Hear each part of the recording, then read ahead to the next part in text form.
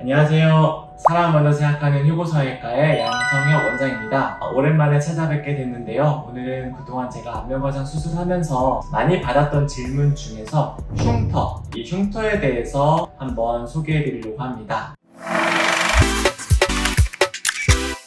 안면과장의 목적이라고 하는 게 하안면부의 처짐, 즉 심술보 혹은 마련의 주름, 턱선이 무너졌다든지 그랬을 때 이렇게 잡아당겨서 피부를 없애주는 그런 목적을 가진 수술이거든요. 근데 그 수술한 흉터가 남아있으면 좀 성형외과답지 않잖아요. 그래서 저는 흉터를 숨기는 이 뒷절개 방법을 선택하게 됩니다. 뒷절개라고 해서 막 이렇게 뒤로 가는 건 아니고요. 이 브렛나루라고 하는 그 헤어라인 안쪽으로 숨어 들어가게끔 이렇게 절개를 하고, 그리고 귀 앞쪽으로 이렇게 갔다가, 그리고 이 이주라고 하는 부분 뒤쪽으로 숨겼다가, 또 귓볼에 있는 그 주름들 누구나 있거든요.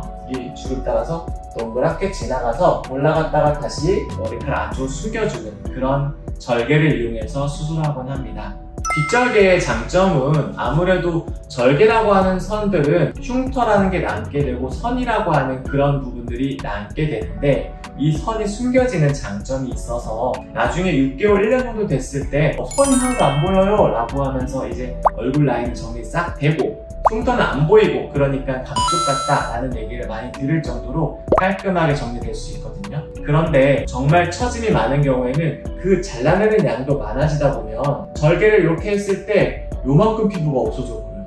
그리고 뒤로 당겨지면서 요 눈하고 브렛나루 사이가 멀어지게 될 거고, 그러면 얼굴이 차지하는 비율이 더 많아지게 느껴지거든요. 그래서 하시는 얘기가 원장님 수술하니까 결과 너무 좋은데 얼굴이 좀 커진 것 같아요 라는 얘기도 들었던 적은 있어요.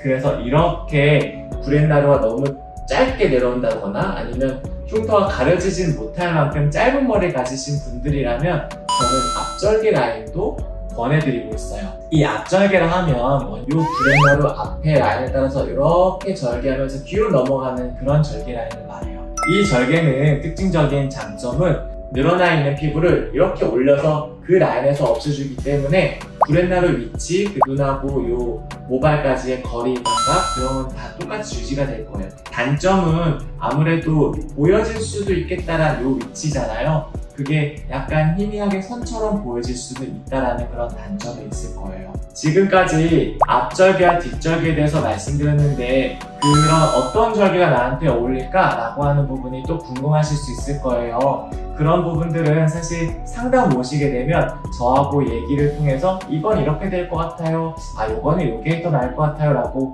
상세히 말씀드리게 되니까 언제든지 연락을 주시고 방문해 주세요.